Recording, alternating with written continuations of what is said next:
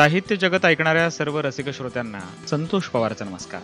श्रोते, सोलापूरच्या ज्येष्ठ लेखिका सुरेखा शहा यांच्या जीवनावरील अर्थात त्यांच्या साहित्य कारकिर्दीविषयी चंद्ररेखा या विशेषांकाचं प्रकाशन 3 डिसेंबर 2021 रोजी महावीर सांस्कृतिक भवन सोलापूर इथं झालं. या प्रसंगी प्रमुख वक्ते प्राध्यापक डॉक्टर सुहास पुजारी यांनी मांडलेले विचार आणि लेखिका सुरेखा शहा यांचं मनोगत आजच्या कार्यक्रमात आपण ऐकणार आहोत. तत्पूर्वी या कार्यक्रमाचा वृत्तांत थोडक्यात मी तुम्हाला सांगतोय. भारतीय संस्कृतीचा गौरव, पावित्र्य, विविधता, साधेपणा, प्रतिभा, आराधना, तपस्या आणि सिद्धी अशा सर्व सद्गुणांचा संगम म्हणजे सुरेखा शहा. एकूण 72हून अधिक पुस्तकांची निर्मिती, शेकडो पुरस्कारांचा वर्षाव होऊनही अहंकार, ईर्ष्या, मत्सर आणि प्रसिद्धीचे हाव यापासून दूर असणाऱ्या लेखिकेच्या कलाकृतींना साहित्य क्षेत्रातील तीर्थाचीच योग्यता लाभली आहे. त्यांच्या साहित्याचा परिचय करून देणारा चंद्ररेखा हा विशेषांक नवसाहित्यिकांना प्रकाशपुंज असून त्यांच्या भाग्यरेखा निर्मितीचा ऊर्जा स्रोत आहे, असे विचार ज्येष्ठ साहित्य समीक्षक आणि लेखक प्राध्यापक डॉक्टर सुहास पुजारी यांनी व्यक्त केले. लेखिका कवयित्री सुरेखा चंद्रगुप्त शहा यांच्या सहस्त्रचंद्रदर्शन वर्षानिमित्त त्यांच्या साहित्यिक योगदानाचा परिचय करून देणाऱ्या पंचरंग प्रबोधिनीच्या चंद्ररेखा या विशेषांक प्रकाशन प्रसंगी प्रमुख वक्ते म्हणून आपलं मत व्यक्त केलं.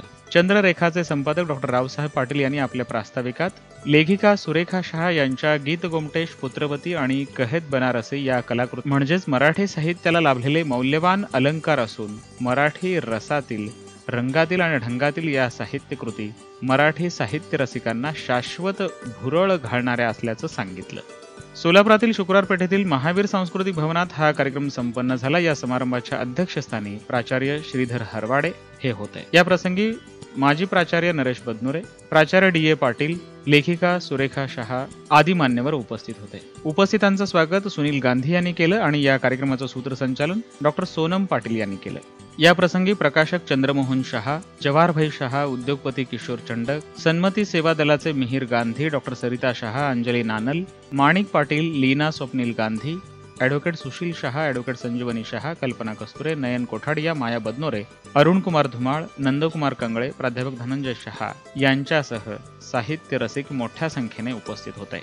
शेवटी दीपक शहा यांनी सर्वांचे आभार मानले. श्रोतेहो, प्रारंभी ऐकूया प्राध्यापक डॉक्टर सुहास पुजारी यांचे लेखिका सुरेखा शहा यांच्या साहित्य कृतींवरील आपले विचार.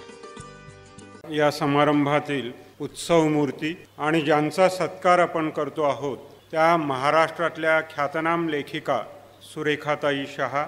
या समारंभाचे सन्माननीय अध्यक्ष प्राचार्य श्रीधरजी हेरवाडे. या चंद्ररेखा नावाच्या विशेषांकाचं संपादन ज्यांनी केलं ते आमचे ज्येष्ठ स्नेही डॉक्टर रावसाहेब पाटील.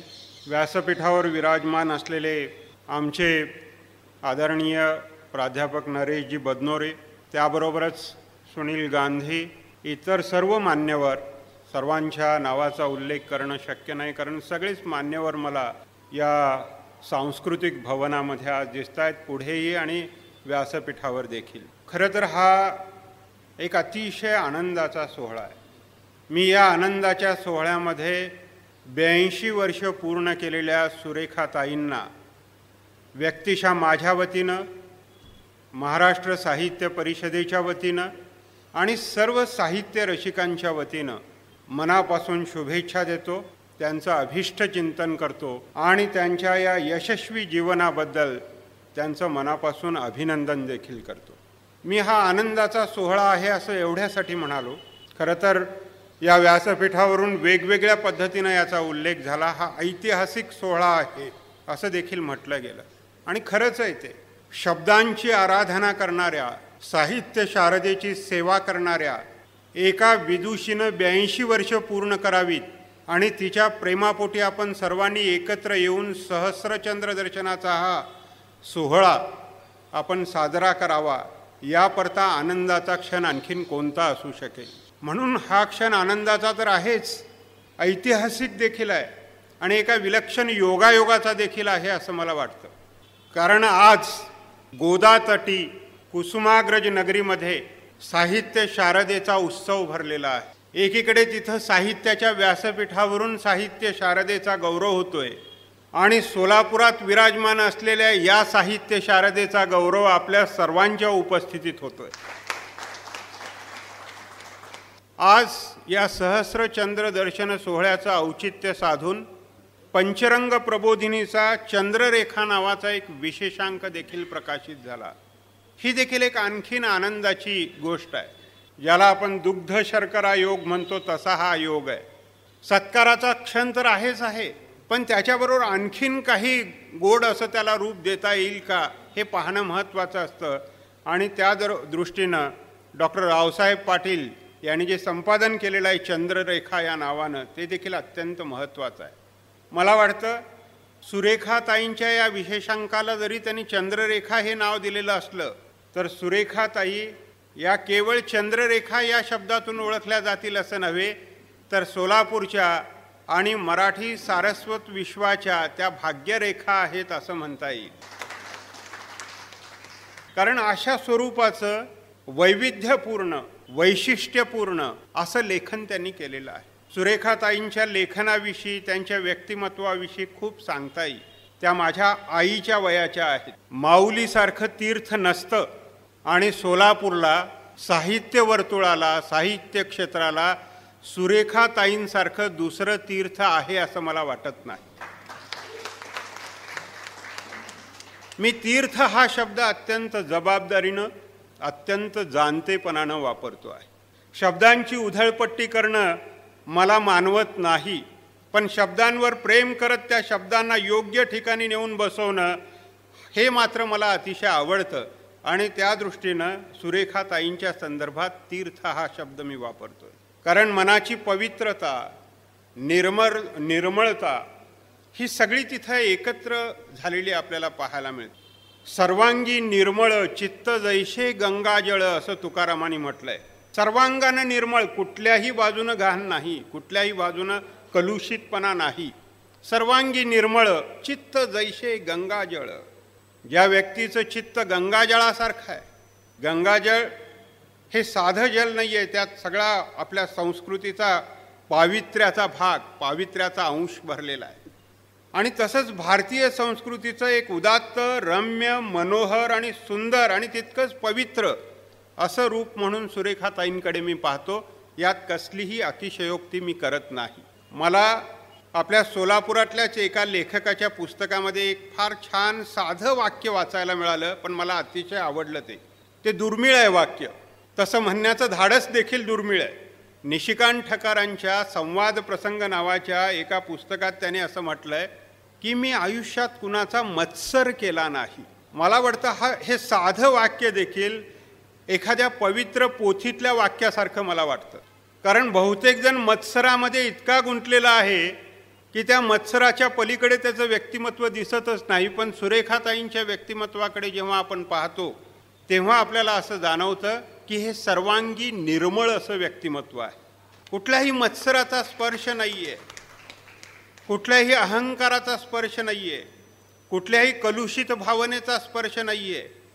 खरं तर एवढं लेखन केलेली माणसंसुद्धा, वयानं ज्येष्ठ असलेली माणसंसुद्धा मी पाहतो.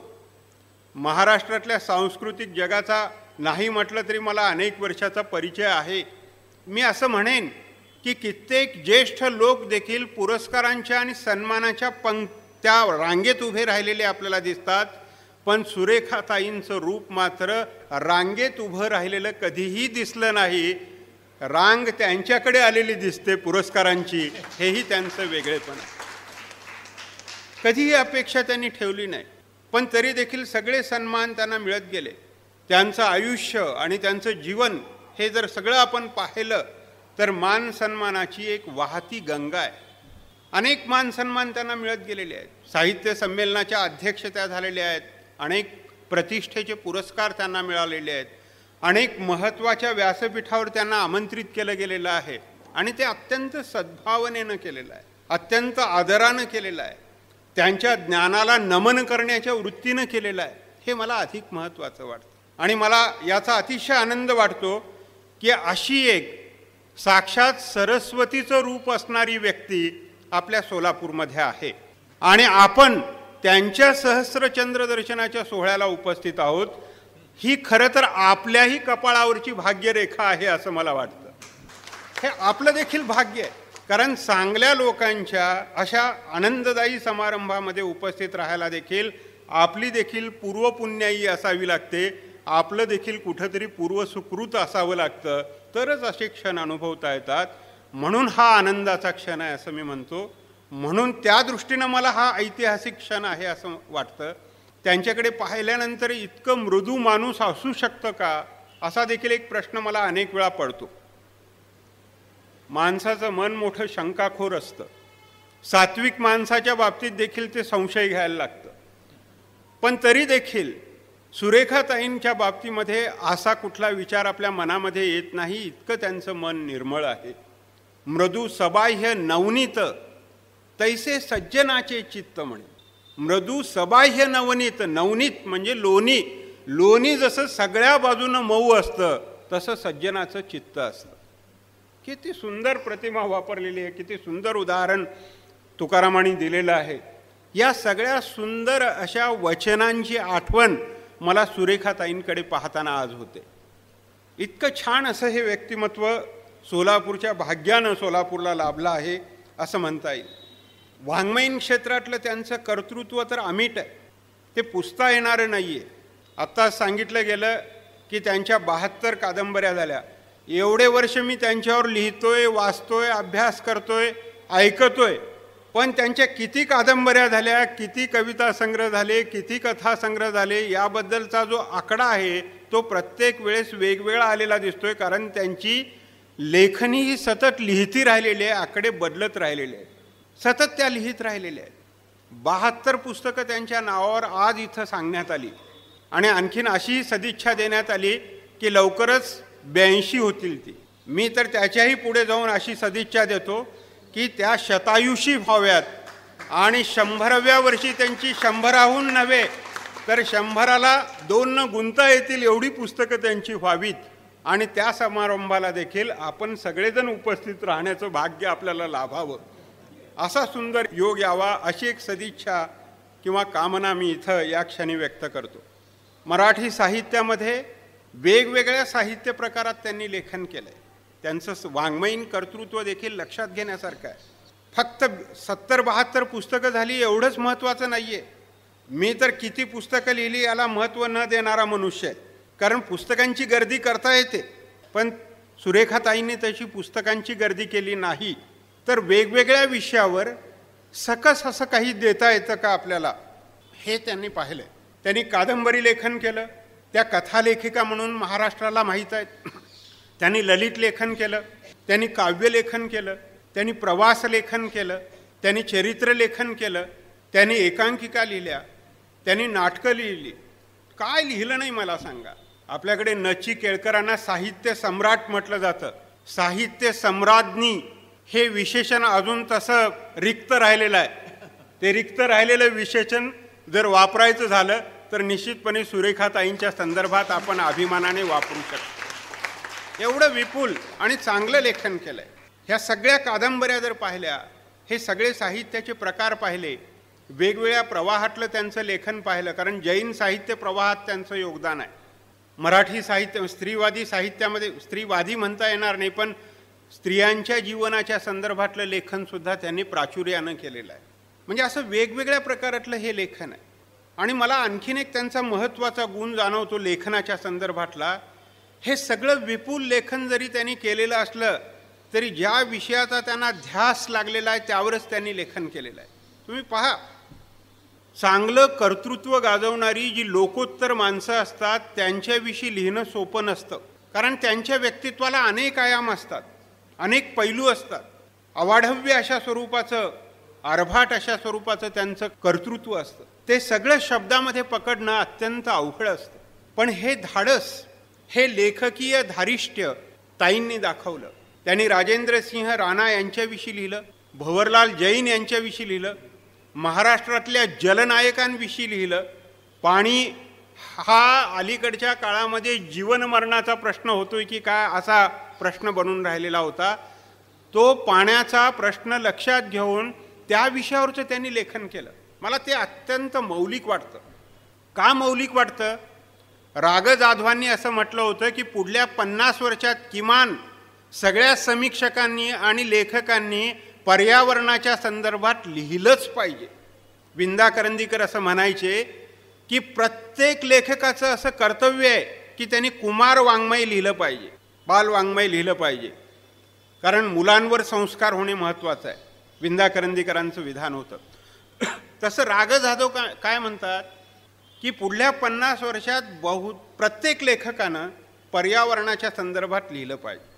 आणि सुरेखाताईंचं अवधान त्याकडे किती चांगलं आहे पहा.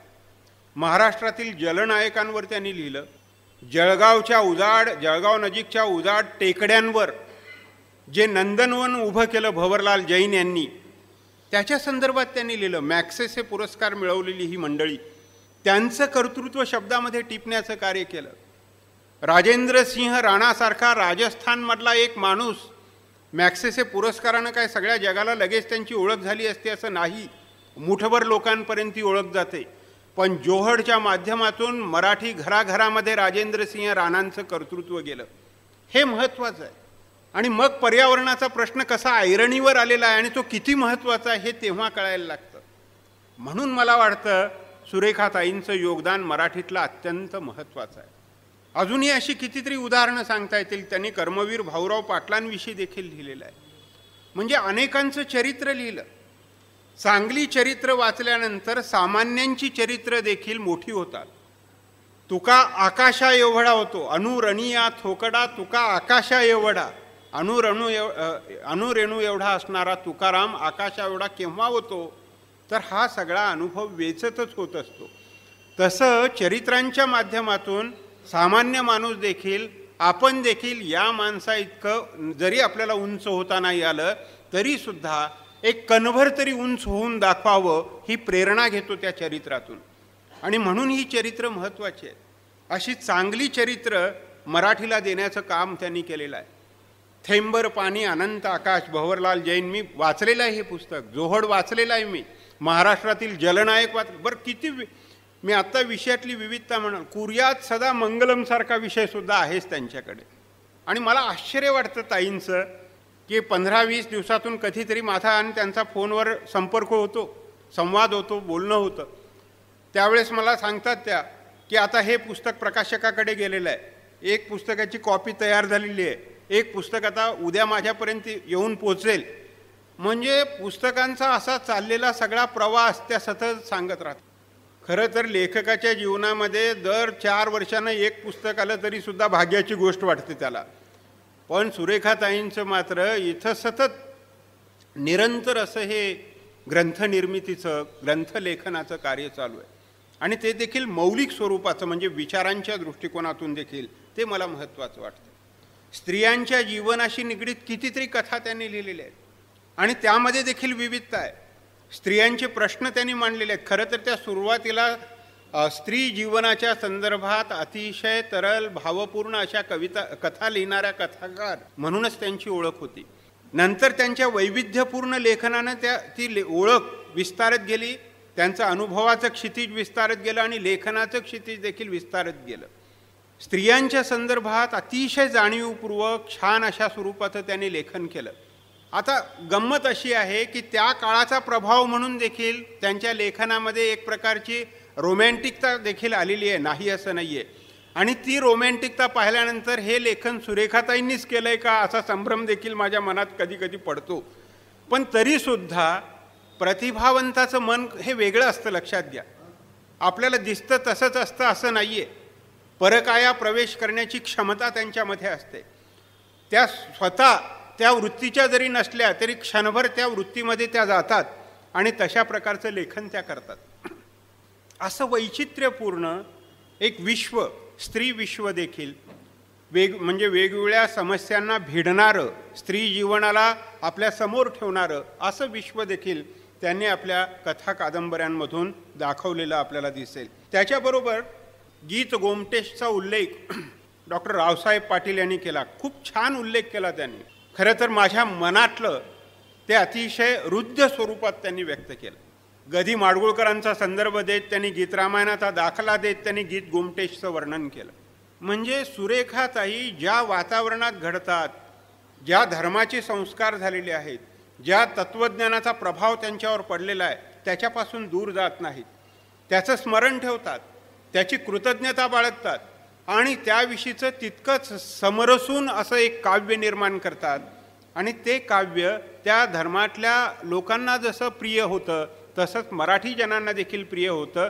एवढं कर्तृत्व त्यांनी जैन वाङ्मयाच्या क्षेत्रात देखील दाखवलेलं आहे. म्हणजे स्त्रियांच्या संदर्भातलं लेखन, पर्यावरणाच्या संदर्भातलं लेखन, जैन वाङ्मयाच्या संदर्भातलं त्यांचं कार्य, अशी कितीतरी वैशिष्ट्य त्यांच्या लेखनाची आपल्याला दाखवता येतील. मी चरित्रदर्शनाचं एक वैशिष्ट्य तुम्हाला यापूर्वी सांगितलेलंच आहे. अशा अनेक पैलू दाखवता येतील. मला आणखीन एक थक्क करणारी गोष्ट कोणती वाटते त्यांची, कथा लिहिल्या त्यांनी, कादंबऱ्या लिहिल्या, कविता देखील लिहिली, हे मी समजू शकतो. पण त्यांनी नाटकंही लिहिलेली आहेत. फक्त नाटकंच लिहिलेली नाही आहेत, तर नभोनाट्य देखील लिहिलेली आहेत. आणि नभोनाट्यच लिहिलेली आहेत असं नाही, तर राष्ट्रीय पातळीवरचे पुरस्कार त्याला मिळालेले आहेत. आणि तरीसुद्धा निरहंकारी असं व्यक्तिमत्व आहे. लक्षात घ्या, थोडं काही मिळालं की आमचा चालण्याचा डौल बदलतो, पाहण्याचा डौल बदलतो. एक पुरस्कार मिळाला की मी माझ्यातला लेखक उंच झाला मानतो आणि माझ्यातल्या लेखकाचा लेखकराव कधी झाला ते मलाच कळत नाही.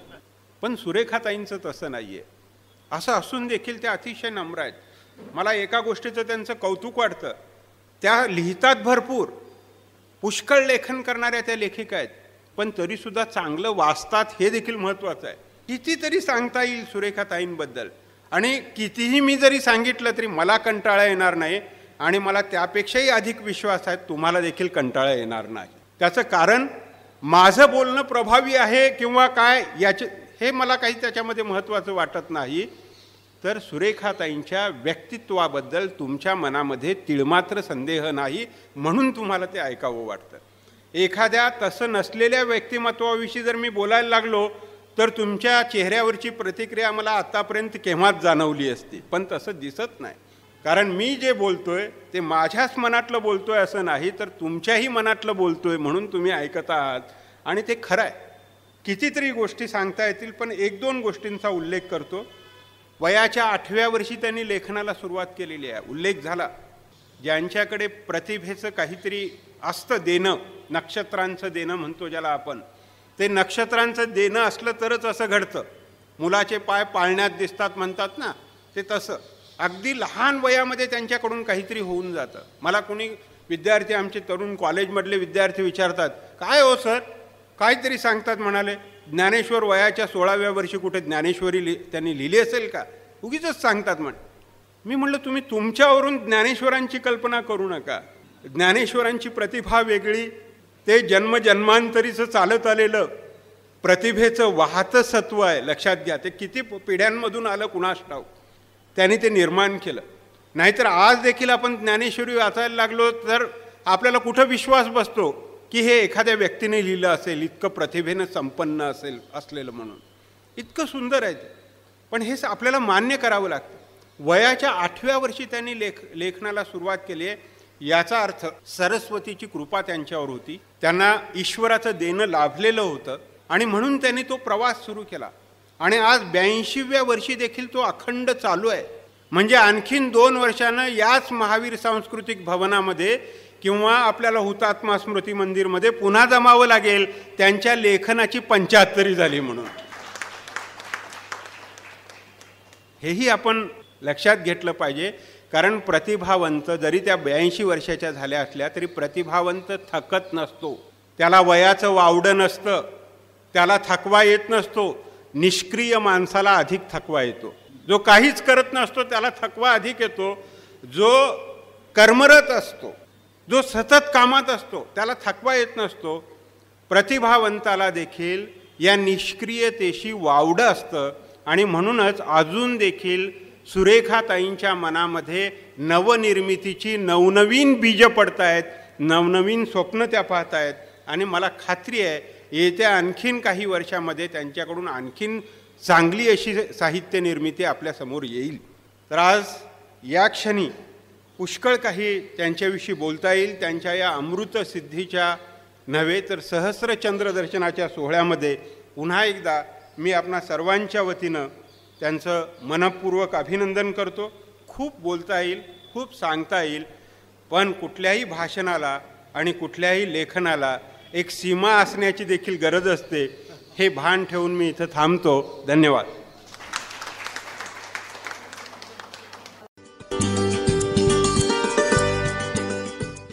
चंद्ररेखा विशेषांक प्रकाशन प्रसंगी जोहोडकार लेखिका सुरेखा शहा यांनी व्यक्त केलेलं मनोगत आता आपण ऐकूया. ज्यांची सर्वाची नावं घेणे मला शक्य नाही असे माझे सर्व स्नेहीजन, बंधू भगिनी, आजचा हा दिवस माझ्यासाठी अविस्मरणीय आहे. कारण या सोलापुरामध्येच माझा जन्म झाला, इथेच माझं शिक्षण झालं आणि त्याच्यामुळे ही माझी मायभूमी आहे, ही माझी कर्मभूमी पण आहे. आणि इथला आदिनाथ मंदिराच्या ट्रस्टतर्फे आज 81-82 वर्षानिमित्त हा जो समारंभ त्यांनी आयोजित केला आहे आणि त्यामुळे मला एक वेगळाच आनंद मिळाला आहे. आजचा दिवस माझ्यासाठी खूप अविस्मरणीय राहील. कारण वय 8 ते 81पर्यंतच्या माझ्या जीवनाची वाटचाल, साहित्य निर्मितीची साथ आणि आत्तापर्यंत जे साहित्य निर्माण झालं त्याच्या मागची कारण परंपरा पण अजून मला जाणवते. मला माझे आजोबा मोतीचंद शहा यांचा वारसा मिळाला आहे, कारण ते लेखक होते आणि त्यांचा वारसा मला मिळाला आहे, याचा खूप मला अभिमान आहे. आत्तापर्यंत पहिली कादंबरी मी जेव्हा लिहिली तेव्हा मी 23 वर्षाची होते. त्याच्या आधी काही कविता लेखन वगैरे होत होतं आणि अमृतमध्ये वगैरे माझे लेख बरेच यायचे. पण पहिली कादंबरी लिहिली आणि ती अगदी वेगळ्या विषयावर होती. आणि त्यानंतर हा माझा साहित्यिक प्रवास झाला. पहिल्यांदा 6 कादंबऱ्या प्रकाशित झाल्या माझ्या आणि नंतर मग मी कथा लेखनाकडे वळले. तर महाराष्ट्राची सुप्रसिद्ध लेखक श्रीज जोशी मला भेटले एकदा. ते म्हणाले की तुमचा सुरेखाताई तुमचा प्रवास हा उलटाच आहे. म्हणजे आधी तुम्ही कुठेतरी युरोपला वगैरे ट्रिपला जाऊन येतो आणि मग नंतर आपलं महाबळेश्वरला जातात लोक, तसं आधी तुम्ही कादंबऱ्या लिहिल्या आणि नंतर तुम्ही कथा लेखन केलं असं. आणि तर खरंच तसं झालं आहे, तसं घडलं आहे. आणि ह्या माझ्या लेखनाच्या प्रवासात माझे पती, माझी मुलं, माझे पती चंद्रगुप्त शहा, मुलं सुशील, सुनील, राजस, माझ्या सुना रुजुता, अश्विनी, संगीता, ह्या सर्वांचं मला सहकार्य मिळालं. कारण घरातलं सहकार्य खूप महत्त्वाचं असतं. आणि माझ्या समाजाकडून पण म्हणजे वेळोवेळी असं एक प्रकारचं प्रोत्साहन मला मिळत गेलं. आवडत्या काही कादंबऱ्या आहेत, त्यात पुत्रवती आहे, कहतो बनारसी आहे, त्याबद्दल रावसाहेबांनी सांगितलेलंच आहे. आणि जोहडमुळे तर एक राष्ट्रीय असं त्याला स्थान मिळालं आहे. आणि माझ्यासारखी एक सामान्य गृहिणी जोहडसारख्या प्रश्नावर, जो राजस्थानमध्ये जोहड म्हणजे पाणी साठवण्याचे तलाव, त्याच्यासाठी मी लेखन करण्यासाठी तिथला अभ्यास करण्यासाठी गेले आणि तशी 3 पुस्तकं मी लिहिली तर राजस्थानच्या बॅकग्राऊंडवर. पण त्यावेळेला माझे भाऊ चंद्रमोहन शहा यांची साथ मला दरवेळेला लाभली 5वी वेळेला. आणखीन माझे पती चंद्रगुप्त शहा यांनी पण मला प्रोत्साहन दिलं की तू जा आणि अभ्यास कर, लिही असं. आणि हा जो राष्ट्रीय असा प्रश्न होता की पाणी प्रश्न सोडवायचं, तर राजेंद्र सिंह याचं कार्य मी खेड्यापाड्यात जाऊन प्रत्यक्ष पाहिलं. आधी नुसतं लिहिलं नाही आहे, अनेक जोहड तलाव पाहिले, अनेक शेतकऱ्यांना भेटले आणि त्यामुळे अर्धी शेतकऱ्यांची समृद्धी प्रत्यक्ष पाहिली.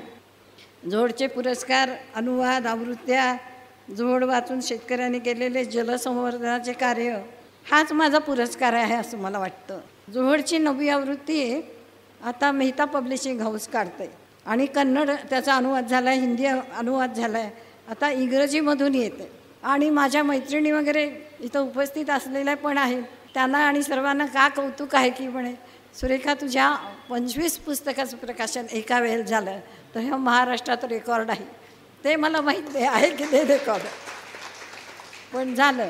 आणि त्यावेळेला सुहास पुजारी आपले सोलापूरचेच नाही तर महाराष्ट्रातले नामवंत लेखक शिवाजीराव भोसले, निर्मलकुमार फडकुले यांची परंपरा चालवणारे सुहास पुजारी यांनी त्याचं त्यावेळेला प्रकाशन केलं होतं. आणि ते माझ्या अजून पण मला ते म्हणजे आता परत त्याचा मला प्रत्यय आला तसं. आणि या जोहडवर आता लवकरच चित्रपट निघेल असं झालं. तर एका वेळेला त्याच्यावर PhD केली आणि मला सांगायला मला फक्त एकाच गोष्टीचा अभिमान वाटतो. मी माझ्या लेखनाचा किंवा प्रसिद्धीचा कधी अभ्यास केला नाही, काही नाही आहे. पण आज नॅशनल डिफेन्स अकॅडमी पुणे जी राष्ट्रीय संस्था आहे तिथं जोहड अभ्यासक्रमात लावलं आहे आणि तिथं मला सन्मानपूर्वक बोलावून त्यांनी संस्था दाखवली आणि मग मला मला माझा अभिमान आणि सन्मान वाटतो जास्त. महत्त्वाच्या अशा 4 पुस्तकाचं लेखन केलं आहे. कोरोना ह्या एका विषयावरच्या 22 कथांचा संग्रह ह्या 8 दिवसात येतो आहे आणि पंढरपूरच्या प्रख्यात अशा पालवी एडग्रस्त मुलामुलीसाठी कार्य करणाऱ्या, त्यांना आधार देऊन पुनर्जन्म देणाऱ्या मंगल शहा यांच्यावरचं कार्यावरचं आगळंवेगळं पुस्तक तेही येतात. आणि आपला व्यवसाय, नोकरी यासाठी जन्मगाव सोडून परक्या देशात दुसऱ्या गावात राहणारे जे लोक असतात त्यांचं आपल्या मूळ गावाबद्दलचं काहीतरी कर्तव्य असतं हे स्वतःही मान्य करून तसं काम करणारे आणि इतरांनाही पटवून देणारे पुण्याचे मूळचे विदर्भातले हरीश बुटले 50 वर्षाचे तरुण गृहस्थ आहेत. आणि ही चळवळ त्यांनी 7 ग्राम योजना खूपच त्यांनी आता महाराष्ट्रात 20 ठिकाणी ती सुरू झाली आहे आणि त्यांच्या ह्या कार्यावरचं पुस्तक पण 7 माय मातीची हे पण पूर्ण झालं आहे आणि ते लवकरच प्रकाशित होईल. ध्यान अजूनही लेखन सुरूच आहे. त्यात मला आनंदाने आपण काहीतरी चांगलं करतो काम, त्याचा समाजालाही काय फायदा होईल, जे वाचतील त्यांनाही काहीतरी वाटेल की ह्याच्यातनं आपल्याला काहीतरी मिळतं आहे, तर ही भावना मला बळ देते. चंद्ररेखा विशेषांक काढून खरं म्हणजे रावसाहेब पाटलांचं कौतुक कोणत्या शब्दात करावं हे मला कळत नाही, कारण तो अंक वाचून इतक्या काही प्रतिक्रिया मला प्रतिसाद मिळाला आहे. रावसाहेबांसारख्या अशा असामान्य कार्यकर्त्याचं मला नेहमीच अभिमान वाटतो आणि त्यांच्या कार्याबद्दल मला आदर आहे. एक त्याच्यामुळे लेखनामुळे माझ्यासारख्या संसारी स्त्रीला एक नवं आकाश दिसलं हे निश्चितच आहे. विविध अनुभव मिळाले, मान सन्मान मिळाले, पुरस्कार मिळाले आणि या 3 विद्यापीठात अभ्यासक्रमात जोड लावले आहे. मला मी सांगितलंच आहे की नॅशनल डिफेन्स अकॅडमीत लागल्यामुळे मला त्याचा अभिमान आहे.